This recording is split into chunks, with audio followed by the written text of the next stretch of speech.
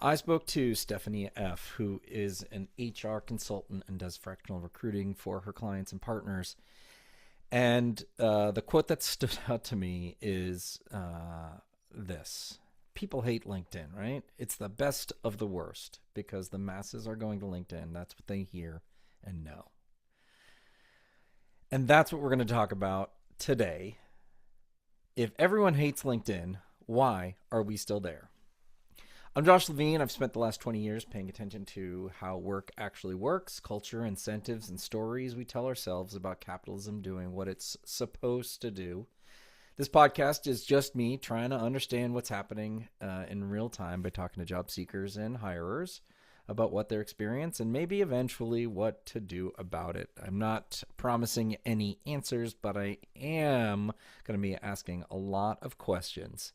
This is the Job Market Shit Show. Episode 2, if everyone hates LinkedIn, why are we still there? The key idea here is why a one less than amazing platform dominates job search. Guaranteed that 99.9% of anyone who is listening to this is on LinkedIn. And yet, through so many conversations, everybody expresses their at least vague annoyance, but at most just absolute frustration with LinkedIn as the platform of choice. And that tension was really got me interested in kind of in exploring this idea, right? Like, okay, then why don't we use something else? And there are plenty of platforms out here, but out in the world, and folks do use them, but LinkedIn is really dominating. So I'm going to break this up into two elements, two sets of data points that I've collected from talking to folks, positive and negative. We'll start with kind of the positives, why we stick around. First and foremost, it's become the default.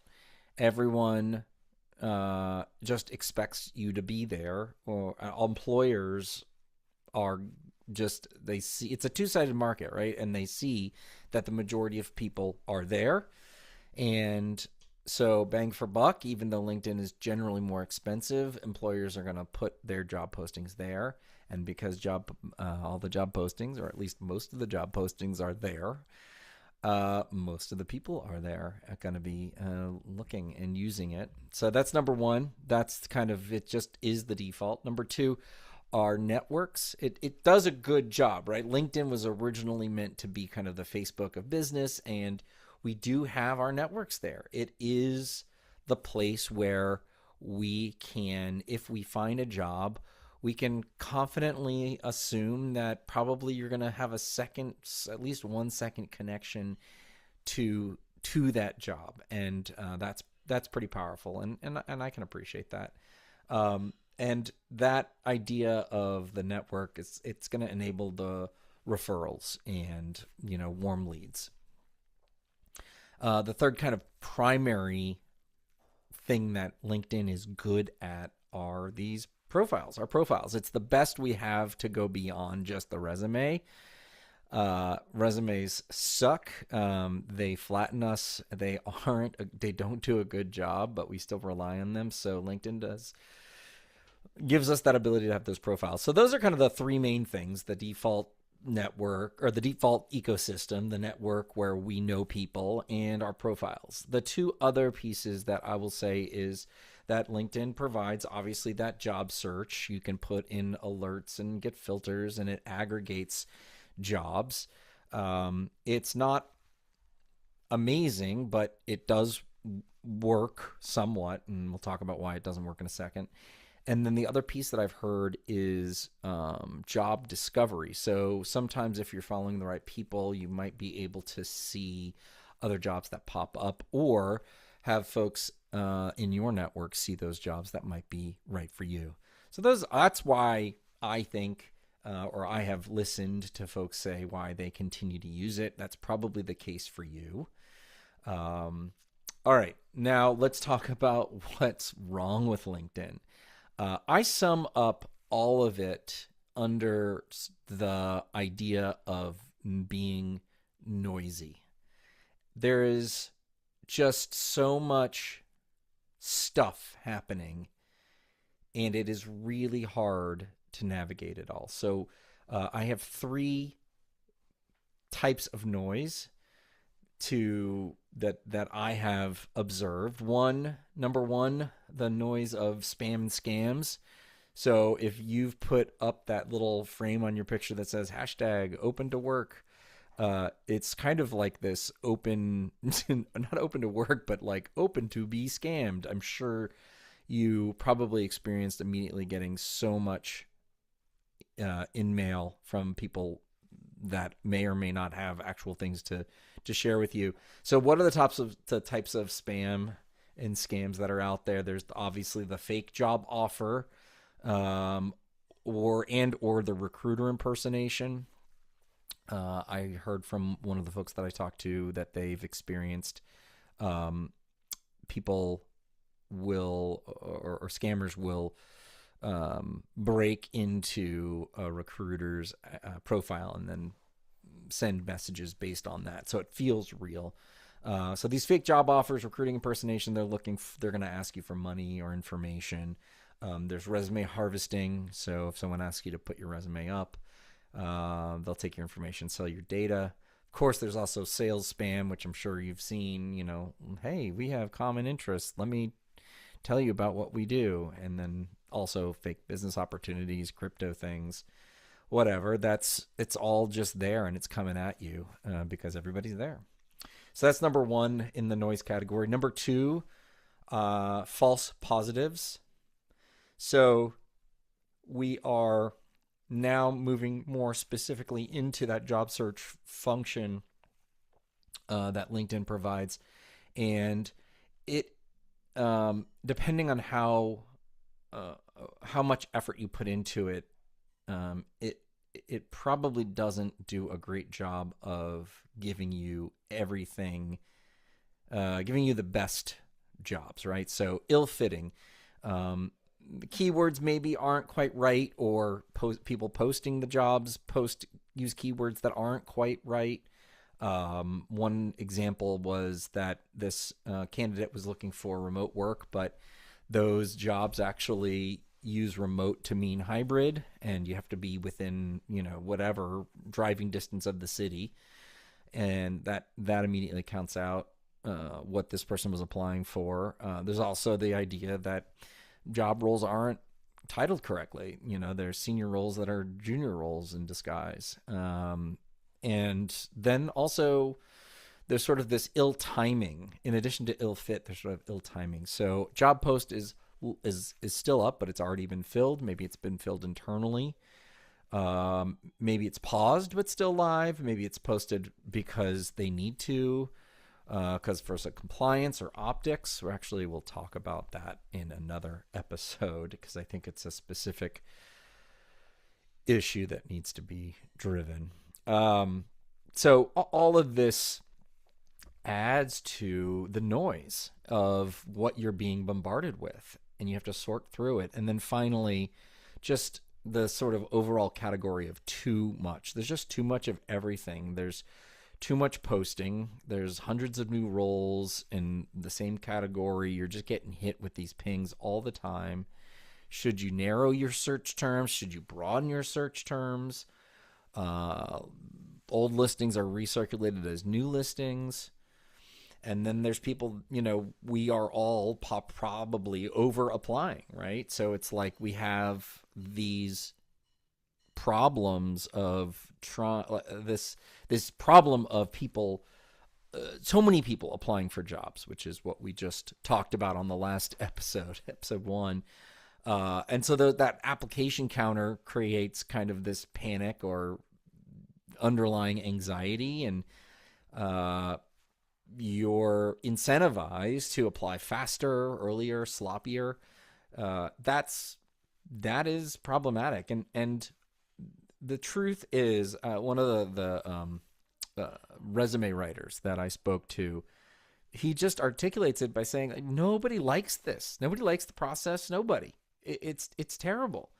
Um, a Another professional job and career coach said that um, she finds LinkedIn exhausting and explicitly opts out of algorithm chasing, and which I can appreciate. It's just too much if you're engaging in this. And all of this is driving that fatigue. It's both decision fatigue and sort of a general fatigue, and that's what's problematic in why LinkedIn is why we have a love-hate relationship with LinkedIn. It's we are exhausted. We're not getting feedback. We're putting in a ton of effort. We're not getting feedback. Candidates just don't have the signals that to rely on to make better decisions. Like how do you parse your time? How do you decide what is and is not a good use of your time, which leads to folks creating these systems that make it easier to apply for more jobs. It just feels hopeless. And it's really hard to interpret the outcomes. What if you apply for something, you don't get any feedback? You apply for something, you get feedback. Maybe you do an interview. Maybe you do 3 interviews and then you don't get the job or more. And that sort of generalization of this specific challenge around LinkedIn, I think is, well, I think it's emblematic of what we're feeling. And I think LinkedIn kind of bears the brunt of that. We're all there. It's the top of the funnel of the finding a job or recruiting funnel. And so we just need to be there. And it feels like we are forced to wade through the slop to maybe get to something that is useful. And I just, it doesn't, it feels, here's the problem. Here's the problem. It feels like we don't have a choice. We don't have an opportunity. And one of the folks that I spoke to who's been applying to jobs, I said, if LinkedIn is where all the jobs are posted, why go to, and he had told me he uses another website to apply. I don't remember whether it was Indeed or one of the other ones. I said, why do you use the other one?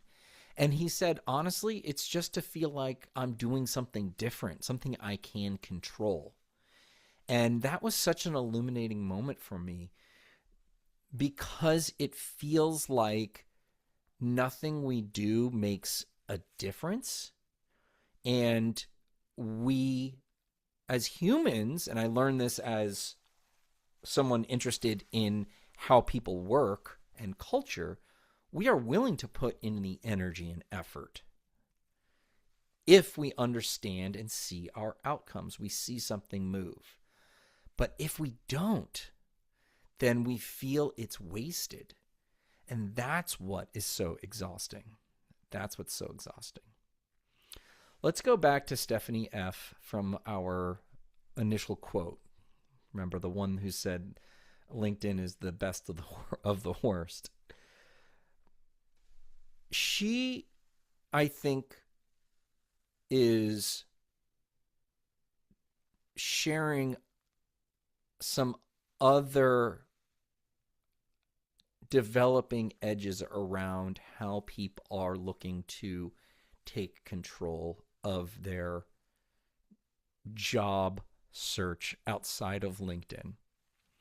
And we can talk in the future about offline networking and what that means.